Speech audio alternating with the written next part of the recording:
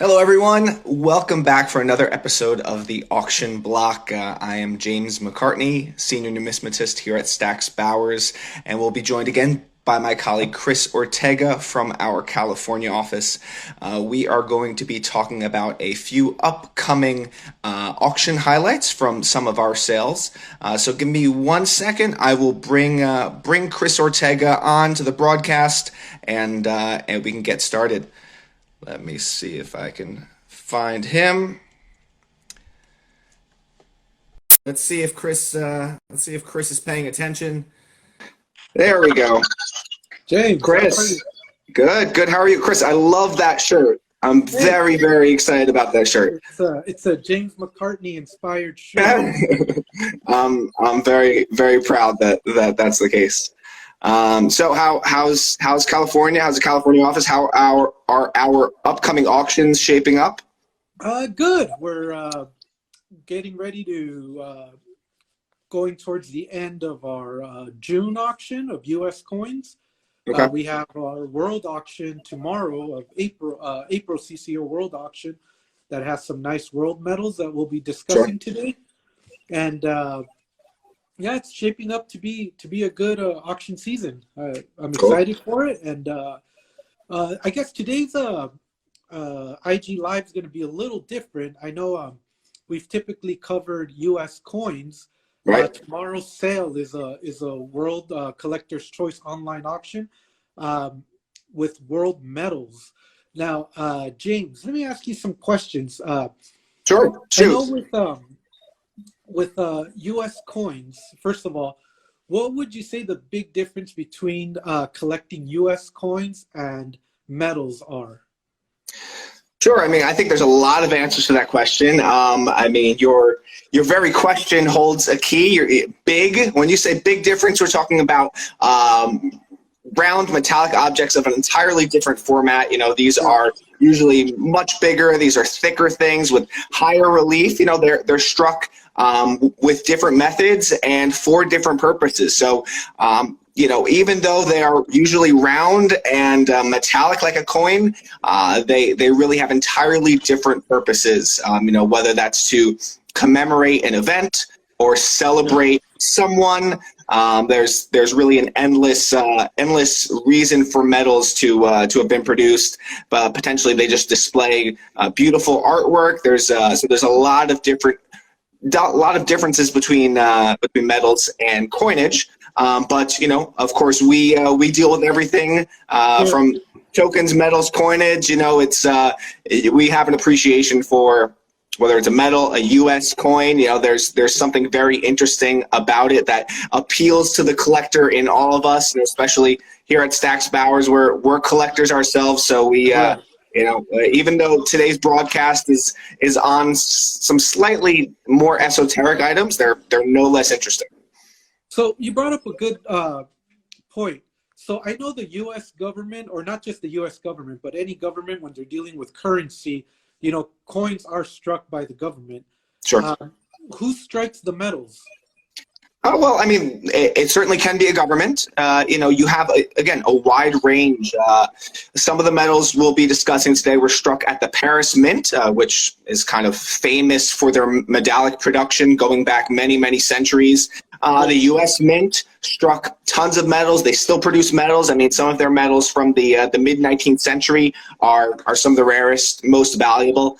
But there's also plenty of private enterprises that strike medals, like Medallic Art Company, you know, Gorham. I mean, all of these different manufacturers of medals, largely from the mid to late 20th century, are run by private individuals, but that doesn't make their production any less exciting, any less desirable. Sure. Let's talk about composition. So with U.S. coins, we have early copper. Sure. You know, we have the colonials, early copper, silver, gold. Modern coinage is now clad. What could we expect with metals? What type of metal composition? Sure. I mean, so in a lot of instances, the facilities that were producing the metals also produce coins. So you have a lot of that same metallic composition. You have bronze as probably the most common format. Okay. Then of course there's silver and gold even. It's you get a big variety of everything. I mean, there are even more exotic strikings like platinum and aluminum and even different rubber compounds. So you get a whole mix. Any composition you might see for a coin, you're definitely going to see in a metal as well. So there's different types of metals. Obviously, I know when I'm at the shows, I've met some that are, strictly collect life-saving metals. Others, Indian piece metals. Others, Washington metals. So if you pull up our auction, I have a few lots. We can start with lot number 30014. This is going to be for our auction that we're going to have tomorrow starting at 10 a.m. Okay. And, get your thoughts on this one. It's an agricultural metal. And, let's see. Oh yeah. So yeah, Chris, you have it in hand there. So why don't you give us a description there? We have looks like let's see. That's a cathedral metal. So yeah, I mean, what does it look like to you? What's the color like? I mean, it looks like it has some really nice relief. Yeah, the relief is really nice. If you look at it, I think there you can see it. And it's really amazing when they commission these sculptors and the design that they have in it, the design element's really nice. Surfaces are choice mint, really, really good looking metal, nice, large. Cool. Yeah. I mean, it looks gorgeous. I know that there's strong following for cathedral metals and different architectural metals like that. So it makes sense that this would be a highlight from tomorrow's sale. Let me pull up the lot here and see what else we can talk about here. Okay. So the auction estimate was between 400 to 600, and bidding is up to 850. So okay. Definitely see there's a little popularity in this item. Sure. Looks like other people are just as excited about it as we are. So that is that's a medal of the cathedral, the Hagia Sophia in what is now Istanbul, used to be Constantinople. So that is really one of the oldest cathedral structures still standing. I think the name of it, Hagia Sophia, actually means holy wisdom in Latin. So this was started by Justinian the First around 500 AD. So firmly within that Byzantine period, and it remained the biggest cathedral really in the world for about 1,000 years. And just about that same time, it was the Ottoman Empire conquered the Byzantine Empire, and it went from a cathedral to a mosque, and it remained a mosque for almost 500 years until the fall of the Ottoman Empire in the early 1900s, 1920s. And it has been a museum ever since. So if you want to check out the cathedral that this medal is portraying, you have to make a trip to Istanbul, but it is a museum open to the public. So yeah, that's a really, really cool piece. Let's see another one. Sure. So let's go to our lot number 30057. Great. Let me get there as well. Oh yeah, this is a beautiful one. 30057. World War I medal. Okay. Yeah, Chris, describe what you're seeing there. What it looks like in hand. It looks nice. This is a Paris mint strike. Definitely mint state surfaces. Now, here's a question for you, James. Sure. Do you certify or keep your medals uncertified? Geez, that is the question of our generation, isn't it? Purists will say absolutely not. You want to, you want to be able to hold the medal. You want to be able to touch it. You want to be able to view it from all sides, especially view the edge. That's important. But there are advantages to having them certified. You have a little bit more secure packaging. You have it clearly identified there on the label. You have it graded, which offers both some, an objective sense of the condition and makes it a little more liquid. So I can understand both perspectives. I prefer my medals to be uncertified, but in the world of registry sets and similarly competitive sets, certification makes a lot of sense. And we work with both PTGS and NGC. They both do a great job at certifying medals. So the real answer to your question is depends on what you like. I like them raw. Other people like them certified, and we're happy to handle and work with both types of collectors. Right. Yes, this is the relief is really nice, and you can see some really nice artistic detail that the sculptor used. Sure. So on the reverse there, what you see is a symbolic portrayal of Germany really committing suicide. It's not a very, or say it is a very explicit medal. It's symbolic, but that symbolism is not hidden very well. So this was the Treaty of Versailles medal, right? And really just it ended the war between the Allied powers and the Axis powers for World War I, and even though it was called the Treaty of Versailles, I mean, I don't think the negotiations actually happened at Versailles. I think they really happened in Paris, which was kind of the political center of Europe at that time. But in many ways, this marks the end of a generation. I mean, a transition to what would become the Roaring '20s around the world, and it's definitely marks an important historic aspect, and I think portrays that or commemorates that in a very, very beautiful way. You have some beautiful symbolism there. This is a very, very important and cool medal. What's the estimated value and the bidding on that, Chris? Estimated value was upwards between 100 and 200. Current bid is 240. Okay, so someone else thinks it's cool too. So we'll see how that sells in our auction tomorrow. Let's move on to another one. All right. So our next lot, let's go to 30039. 30039. Let's take a look here. Okay, and okay, the World War I medal. Yes. Sinking of the Lusitania. Chris, why don't you give us a surface description on that piece? Definitely Choiceman State. Really nice. I don't see any edge in gray. Yeah, no, plain edge. Okay. But let me see if I can hold it up there.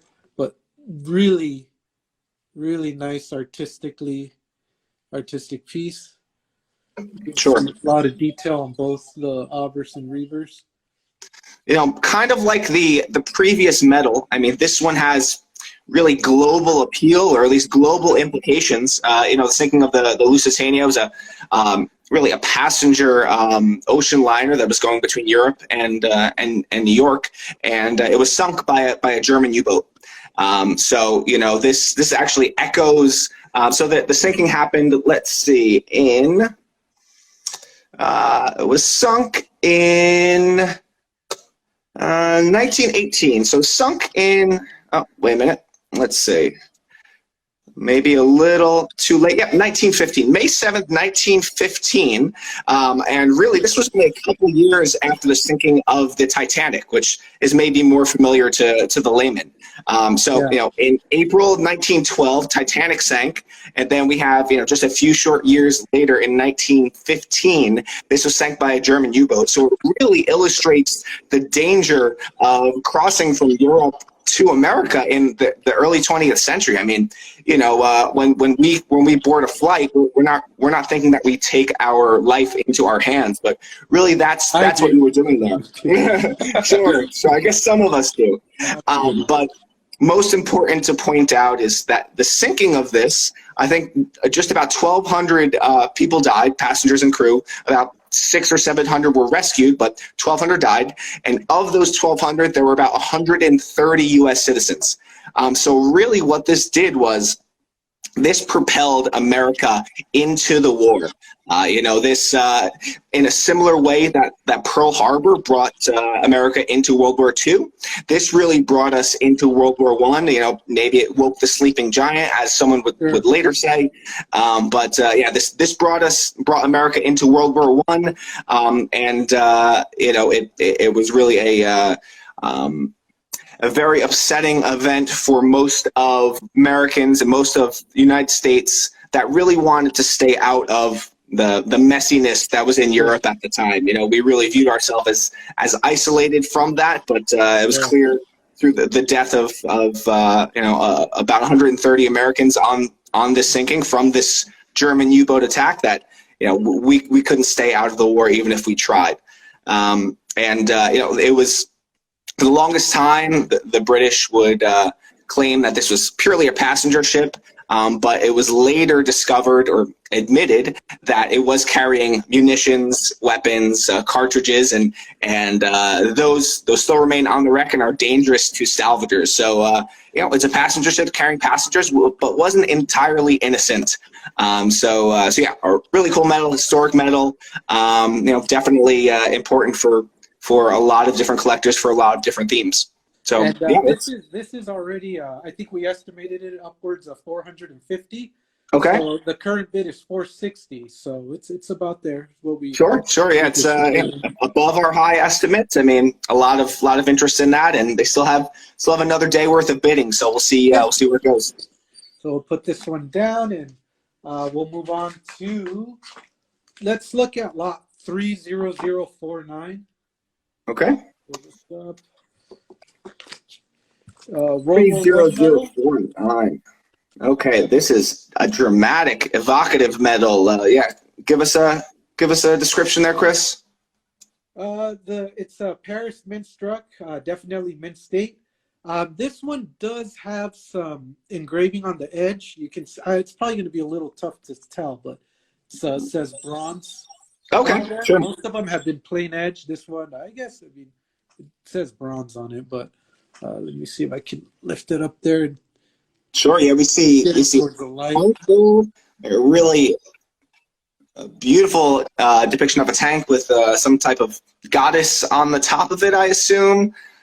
And what's the reverse on that, Chris? Here you go. Okay, just blank for inscription, looks like. This is, again, if you're a fan of the military, if you're a fan of, I guess by extension, tanks and military technology, this is definitely a medal for you. That's very, very dramatic. The British introduced or invented the tank to be used in World War I, and it kind of was an extension of the blossoming automotive industry at the time, and then the British really served a lot of losses to the Germans with their tanks. I mean, this was a brand new technology that nobody was expecting, but in sort of an ironic but fitting way, Germany would go on to embrace that technology, and in World War II, come back to really serve us a taste of our own medicine. You think about the battles in North Africa by the German commander Rommel. Tanks became a very, very important part of world warfare in World War II, and they still are today. So this is the very earliest glimpse of what we know today to be a tank, and it was very effective then, and is very effective now. So I'm sure we'll have a lot of people interested in military history, military technology, looking at this medal. Yeah. So I got one more lot. Then something for us to keep in mind. I'll probably use a different office next week with better lighting. But let's pull up our lot number 30143. 30143. 301. All right. Pulling that up on our excellent website. If anybody at home wants to check out these lots themselves, go to stacksbowers.com. You'll be able to see detailed descriptions with attribution information, high-resolution images. So stacksbowers.com if you're not able to see the medals clearly here. But we have plenty of glamour shots on the web. So yeah, let's see what's this last one here. So we have a 1935 Germany medal, and this is actually slabbed. We have it certified. Okay, sure. What's the grade on that? We have an SP64. Okay, specimen 64. Cool. Yeah, PCGS certified. Okay. So let's see. So that is actually, that's the 125th anniversary of Oktoberfest medal. So, this takes our offerings in a little bit different of trajectory. Up until now, we've been discussing a lot of war, a lot of death. So Oktoberfest is a great way to end. Oktoberfest celebrated the marriage, the 1810 marriage of some crown prince and a princess. And really, it's been a party, a wedding party that hasn't stopped since. It's an annual gathering in the fall, September and October in Germany. And, I think it attracts millions and millions of people. I think I read somewhere that 6 million people attended last year's festival. I thought it was interesting that there are only a select few number of beers that can be consumed at Oktoberfest. Beers designated Oktoberfest beers, kind of like how sparkling white wine from champagne can be the only type called champagne, and agave spirits from tequila or Jalisco can be the only agave spirits truly called tequila. So it's a very, very cool medal. It's a fun medal. Potentially, some of us dealing with COVID-19 now can relate to the Oktoberfest festivities, but very, very rare. This one is also in silver. The other ones that we've discussed today are in bronze. So this one's potentially a bit more of a bit more precious medal than the others, but still a very, very cool medal. This one's certified. I see it's mostly untoned, got a little bit of toning at the edge there. And definitely. There's a little bit of more on the reverse. You could see. Oh, cool. Sure. I imagine this was held in some type of case or album, and it got that little bit of edge toning there. So an attractive piece. What's the bidding on this one, Chris? Current bid is $300. Our auction estimate is low on the low side, $400, on the high side, $600. So. Okay, so we have a little bit to go on that one, but I have no doubt that's going to realize at least our low estimate. I think I'm a buyer at our low estimate. It's a really, really cool piece from Oktoberfest, I definitely think the selections that we had today are potentially a little more esoteric than our usual selections, but still very, very interesting. I think the collectors in us can identify with all of these, and this just demonstrates the variety that we offer in our sales, really. Sure. And then just to give a plug for our June Baltimore auction, sure. We do have a really nice selection of U.S. medals that we will be selling there. Okay. So we do have both certified and uncertified. And we'll see, how good they do in the auction. But I'm excited for this one. And this particular auction for the lots we showed today will start tomorrow at 10 a.m. 10 a.m. Live stream. There's about 166 lots, I want to say. Okay. So a lot to choose from. A lot of really, really cool diverse medals. 161. Excuse me. There's 161 lots. Okay. And Chris, will you be auctioneering at all tomorrow? Yeah, I think I'll probably take care of the entire auction. Okay, you take care of the entire auction. So Chris is going to be very busy tomorrow. If you at home want to watch Chris Ortega sell these beautiful medals, log on to our website, stacksbowers.com. Download our apps for Android and Apple. Like Chris said, we have plenty of upcoming sales. Our June Baltimore sale, our August A&A sale, where we'll have additional medals. Chris, any closing remarks? Just everybody be safe out there. Sure. Wash your hands for 20 seconds, I think is what they say. But yeah, I hope everybody's doing well, and